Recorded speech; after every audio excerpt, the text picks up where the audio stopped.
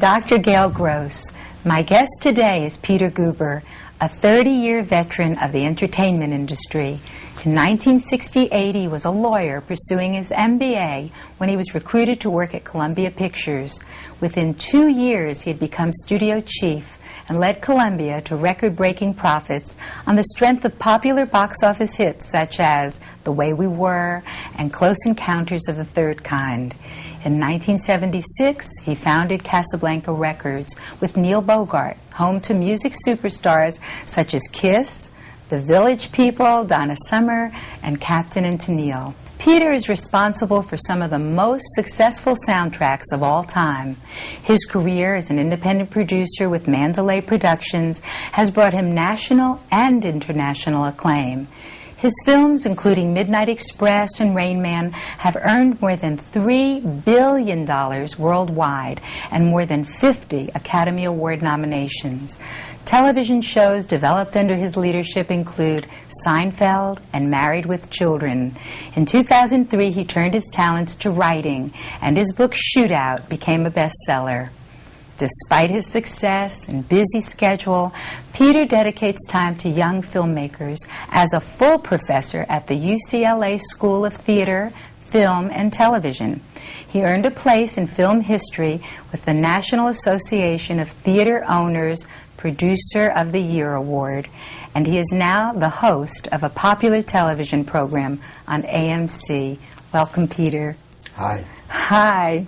Wow. Yeah, and that's not the half of it. Well, that's the problem with credits at the end of films. They run too long, so nobody wanted to see or hear them. When I read the absolute panoply of films that you have produced or were associated with, everything that you did was my favorite. Everything. Not just Close Encounters of the Third Kind, not just Flash. I mean, I even made a list because I thought, this is unbelievable, your career. And in 2 years, you became the head of Columbia. How did that happen? A lot of luck and a lot of good people around me and a lot of people that I had belief in and had belief in me. All those films and all those television projects, really those are touches in your life. You're not the holder of them. You're part of the lightning rod around which they congeal. And you're fortunate enough sometimes just to be there and add your contribution to it. Yes, but how did it begin? I always go by Einstein's talent is 98% perspiration, 2% inspiration. Well, I think I do the 98 perspiration. I really work hard. I think, I work really hard, and if I aim correctly and get a little lucky, sometimes good things happen. So I think really what happened to me when I was young was I was pursuing my dreams. And I think, a dream is key to create the passion inside somebody to do something different, to grow, to try new things. And I think that remaining curious in your life allows that passion to be nurtured. How did this really happen? When you started at Columbia, what did you start as? I started as anything I could do, and that was really what I did do. I did everything and anything. And actually, it was a confluence of a lot of events that propelled me. That was a time of great change, a sea change in the entertainment business.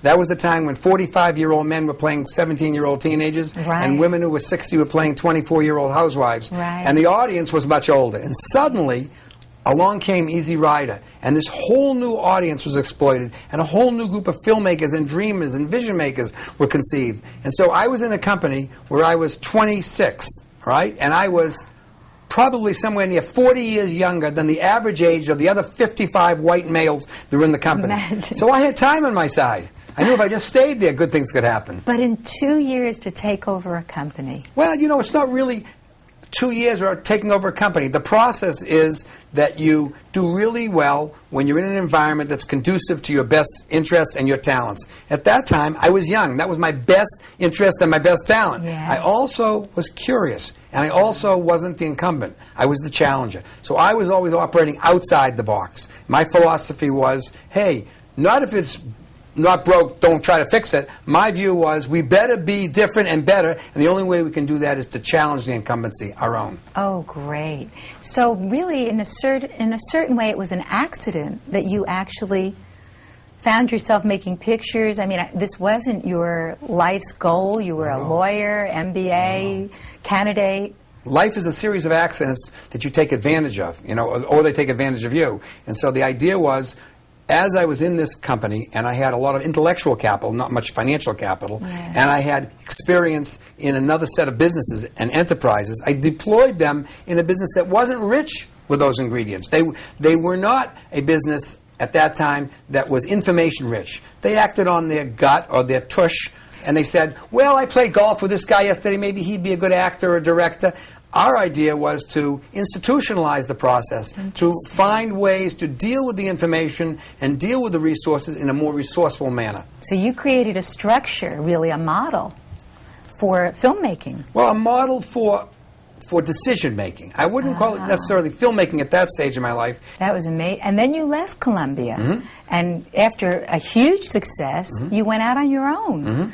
What made you do that? What a risk taker. Well, I don't know if it was a risk taker. We had a year that was a phenomenal year at the company, really wonderful year. And the chairman of the company decided to take a $450,000 bonus and gave me $35,000. Oh, and I thought to myself, at this year, at this time, if that's my reward, my direction is not very good. So I figured I'd rather have the nothing that was something rather than the something that was nothing. Yes, interesting. So you went out on your own. Yes. Tell us where you went. How did you think of where to go? What did you put together? At first, when I left as the studio head, I would receive 100 calls a day. Wow. 90, 80, 100 calls a day. And there was no emails then. There were no Xerox machines then. There was mimeograph machines and no car phones. And I received these calls. And I thought it was me. And when I left the job, the day later, I got 2 calls. Oh, God. And those 2 still thought I had the job. That's why they called. Interesting. So the real reality is that you take your beliefs and your vision and your capability with you wherever you go. The place you're at a studio, as the head or the chairman or the CEO, you're really only renting. Yes. You're really only renting the space. You're the steward for the company or the job. And so I had to create an entrepreneurial framework because, you know, filmmaking is a creative entrepreneurial adventure. It's called show business, not show. Right. And so you have to meld those 2 elements together. And if you can do that successfully, you can navigate it quite well. Yes, and your whole background in a certain way really prepared you for that. The MBA, the law degree, you had the business part. Then you must have had some incredible intuitive strength to know that sensitive creative part. Yeah, it's a 4-letter word. Starts with F. F-E-A-R. Unfortunately, what it did is it absolutely catalyzed me in every possible way because what I looked at was, hey, wait a minute, if I don't make this work, I'm out of business. Right. And I didn't like that shingle. So that fear, instead of paralyzing me, made me really dig in, really put the kind of energy, time, and resourcefulness into the work I did so that I'd succeed. That's the 98% perspiration. And what did you then, and I know still today, what did you look for when you picked up a script? What made you think this is going to be a river runs through it, or a flash dance, or a Rain Man, or oh my God! For 4 years at Sony, you had and still hold the record for, as Sony does, for the most Academy Award nominations. Well, I don't know about awards. Awards are a function of a lot of things that are outside your reign. You just, you know, they come on to you. Yes. But I do know that the methodology that I employed was not to guess at what the audience would like. I don't know what a 16-year-old girl in Peoria or Czechoslovakia wants, or a 59-year-old man in Tallahassee. I only know what I want and what I like, what makes me laugh or cheer or cry or feel a certain way. Because I recognized very early on that as the vision keeper for a project, that I was in the emotional transportation business. You know, I wasn't in the movie business. Yes. I had to make you feel here or here before you acted here. So that I had to move you. I had to find a way to make you laugh or cry or cheer. The creativity in you, as well as the business side, just moved out into so many different areas. First, you did record-breaking things with Sony. Then you created Mandalay.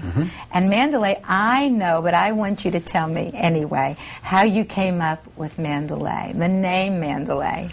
Well, you can talk about your mom here. Yeah, right. I always felt a name of a company shouldn't be like a cyber shop, you know, 4.03 films or something like that. I always felt that you want to stay on the soft side. You want to stay on the vision side. You want to stay in the legacy of storytelling. And so you want to find something like what I believe movies should do, transport you, feel that there's something aesthetic involved with it. So what happened was we looked for a name that meant something to me so that when I carried it around, I felt good about myself and about that imprimatur in films. And my mom used to read me a story when I was a little boy, a poem, Rudyard Kipling, On the Road to Mandalay. And I always pictured where it was in some far-off place and would I ever get there someday, and it was a dream I always thought about. And so when it came time to name the company, I thought, you know, what better memory to have and what better vision to keep. And so that's why I chose the name. I love that. And you know, Mandalay has become so incredible. Mandalay has entered into the sports world and the media world of all kinds of art media. Tell us about that, and tell us about the sports part. That just grabbed me. Well, after running Lowe's theaters and doing movies and doing music, you know, I realized that I was in a narrative storytelling business, and the narratives and storytelling and the emotional business that I was in could be transformed and translated into other businesses. And I looked at what's the connection between the audience and the artist. And in sports, you see it all the time. So I looked at it, it's location-based entertainment. It's storytelling, it's narrative. And after trying to buy some major league teams and hockey teams, I decided that I would invest in AAA and AA and single A baseball and build a company. And I did over the last 7 years, built Mandalay Sports, very successful. Very. In fact, in your neck of the woods, yes. we built in Dallas with Tom Hicks, the AA team of the Texas Rangers, the Frisco Rough Riders. Yes. Named it, groomed it, built the stadium, and it's extraordinarily successful. And we've done that in a number of places around the country. And such an exciting, I mean, of all of these places, it was to me the most exciting I'd ever been. Mm-hmm. It was amazing. It was a happening for me. We brought the best of global thinking to a local market and kept its localness so that the folks there could own it, felt it was theirs. Connect. And recognized that we were bringing family entertainment. It wasn't, sports was wrapped in a family entertainment blanket. And whether it's a movie or it's a sporting event or it's a documentary, you got to recognize that's your connection with that audience. You have to provide them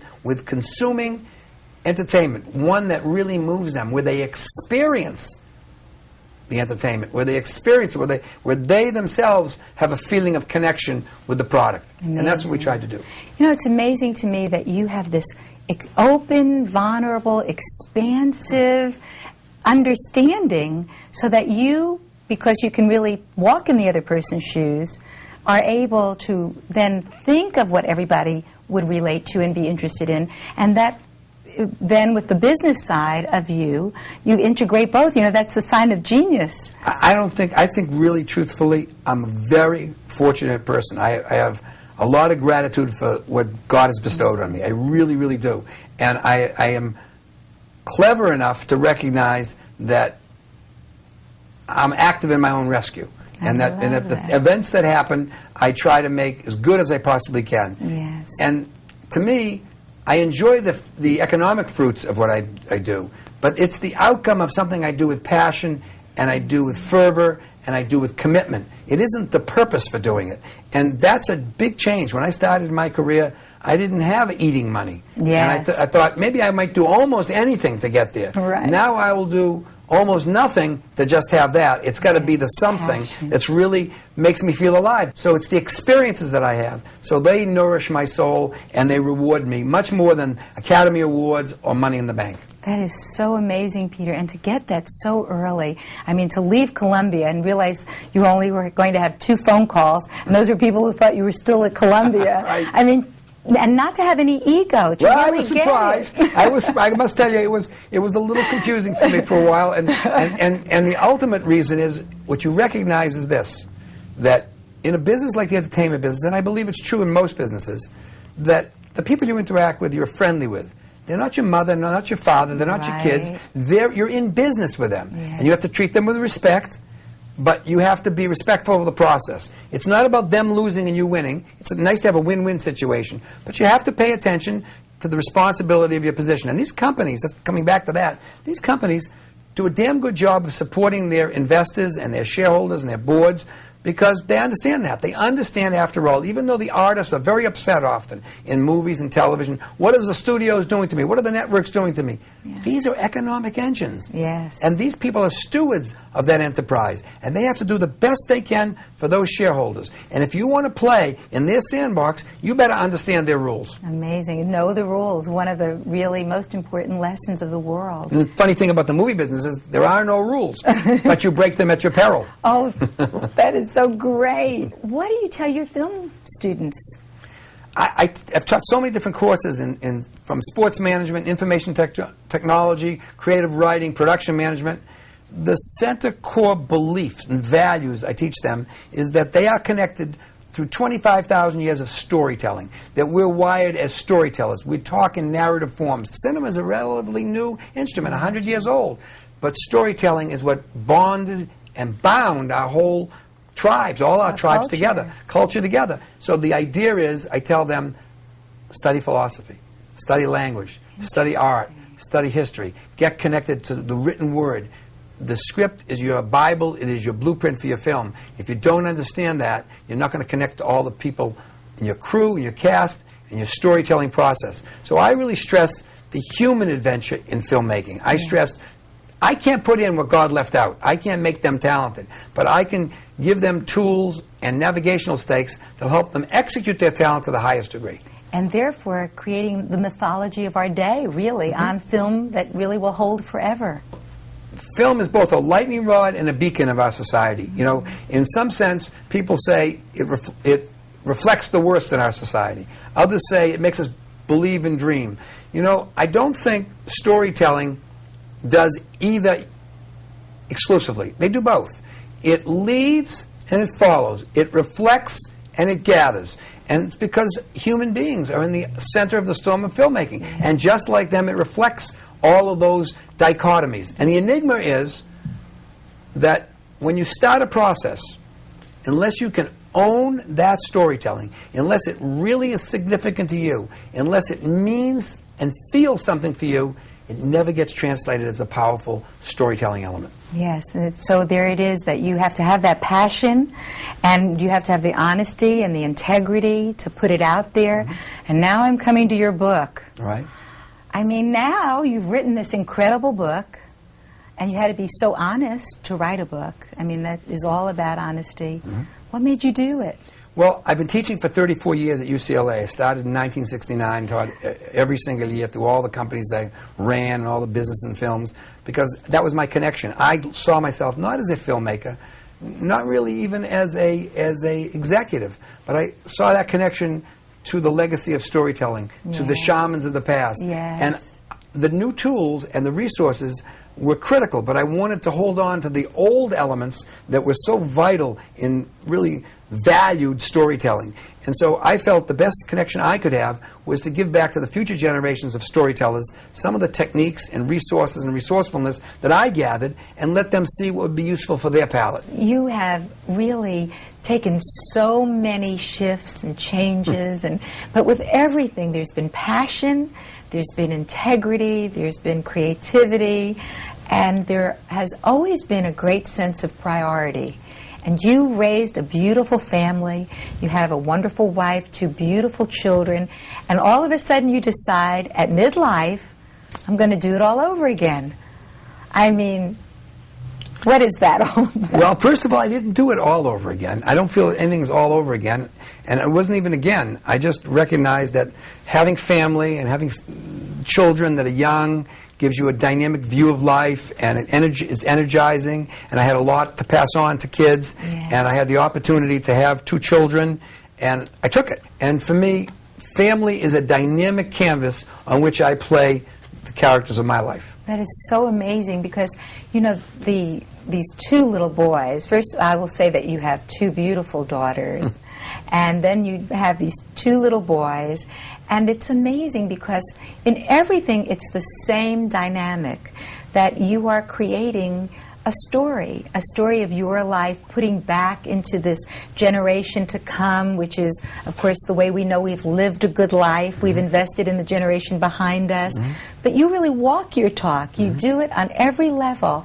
And whether you're teaching, catching a glimpse of the future and creating mythology that in a certain way writes the history and the ritual for our future, you've done it in your own personal life. And I know these little guys, and they are so darling. I mean, they have to inspire you every day. But what you're giving them is amazing. And at midlife, I mean, that in itself was tremendous priority. What do you mean midlife? Do you know anybody? Do anybody 110? 120? Maybe midlife. I mean, this is like, this is definitely the third act, all right? I'm going to make it a long act. I figure I'll make it a rich act. You're a great teacher for this life. And we are so connected. We're all more alike than we are different. And you are doing the Two Peters on AMC, this incredible, now yet another life, an incredible television program which is so great and so interesting. I mean, all of a sudden, you've just hit, as everything else, I mean, I know it's not an accident. You've really created this roadmap. Tell us about this show. How did it happen? By accident, like everything in my life. Truly by accident. And suddenly, AMC had heard we might have going to do a radio show, and they said, well, talk to us, and suddenly they said, well, we'll try this show, and suddenly it's into its 60th episode.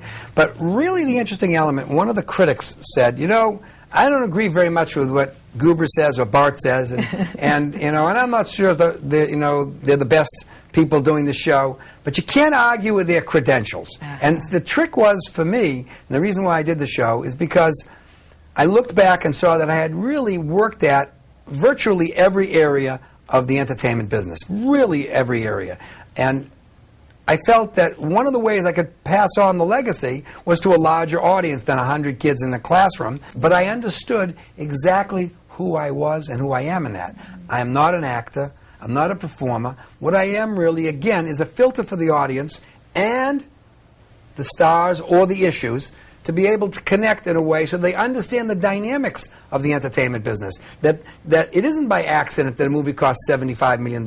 It isn't by accident that an actor gets $15 million for 10 weeks of work. And they say, oh, how can anybody get so much? Actors aren't just anybody that can read words. Right. They possess a unique, relatively inelastic talent. So when you create an environment that's valued for an audience and worthwhile for the participants, it becomes hopefully successful. And it has. Yes, very successful. And I'm very happy. With such an incredible career, was there anything you missed, anything you wish you had done that you didn't do? Gail, so many things that would be just, the litany would go on for hours. I mean, I see so many films, I only wished I could have done that, or I only wished I had the chance to do that, I only wished I could have done it as well. When I see somebody else's film, I was interviewing Robert Zemeckis, who did Polar Express, and I was telling him, when I saw Castaway, it transported me. It gave me an experience. I was inspired by it. When I talked to Peter Guber, I said, when I saw Witness, it made me thrilled that I was in the entertainment business. So many films are so magical, it makes me feel proud that I'm somehow connected to the process in some small way to them. And I think my regrets aren't that I didn't have them. My regrets is that I won't have enough time to do as many as I'd like to do. You've made so much magic. I mean, when I read the movies that you've produced or were associated with, or the music, or the television sitcoms, I mean, everything is magic. They're all my favorite. What would you say is the magic? What would you say is that one thing? The trick is this, to be connected to yourself. And you can't write a love story unless you love yourself. Right. You can't enthuse and infuse passion or drama into a story unless you've lived it, observed it, talked about it. It's been part of your ethos, part of your culture inside you. So you have to live life. So the idea is, live life with total abandon. Develop your art form so you can translate those experiences either into screenplays or producing or directing or whatever framework you want in the process. And do it with unbridled passion and a absolute convention of never being committed to anything but excellence. Tenacity and passion are two of the absolute cylinders that make the engine fire really effectively. Yeah. And if you don't have the passion, I look at it all the time. If you don't have the passion, don't do the project. Don't hire somebody that doesn't have the passion. And you can tell it. It's in their eyes. It isn't in their words. It's in their eyes. And if they don't have it there, and you're going to ride the train with them and they don't have it, you're headed for a bad ending. So I look at it and say this. When you're deciding to tell stories to other human beings, make sure the story you're telling to yourself is good and clear and pure, and you have a passion to share it with others. It's like the original idea of sitting by a campsite. It is. It is. With the flickering images on the cave wall Exactly. of the shaman are the same flickering images in a cinema today. They're bits and pieces of imagery that tell a story of the painter or the cinematographer or of the director that he or she wants to communicate with another person. It's a reaching out. It's a connection. Yes. And if you're not self-connected, you can't connect with somebody else. And how brilliant of you to see it. And Well, I think catch it's a there. I glimpse. mean, everybody should see that. It's amazing that you do. Well, this brings me to something I never prepare anyone for, but what is the defining moment in your life? The defining moment in my life was when I was 9 years old. My father had me work that summer, in his junk shop. And I loathed and detested it more than anything in my whole life. It scared me completely to death. And when he said, someday this will be all yours, I thought, I am going to kill myself right here and now. And I dedicated myself that I was going to be like Steve McQueen and Papillon. Yes. I was going to get off that island if I had to get a rubber raft and jump off the Empire State Building. So that was a defining moment. And so somehow I was driven by fear as well as by passion. Yes, that's a great one, Peter. You're great. Thanks. I mean, it's really an honor to have you, a My honor. privilege for us. You are really incredible. And Thank you. Thank you for coming. A pleasure. Your stories are wonderful, and thank you for sharing them with us. Peter Guber, you are an icon in this business, and I'm Dr. Gail Gross. I want to thank you for watching. Thank you. Great.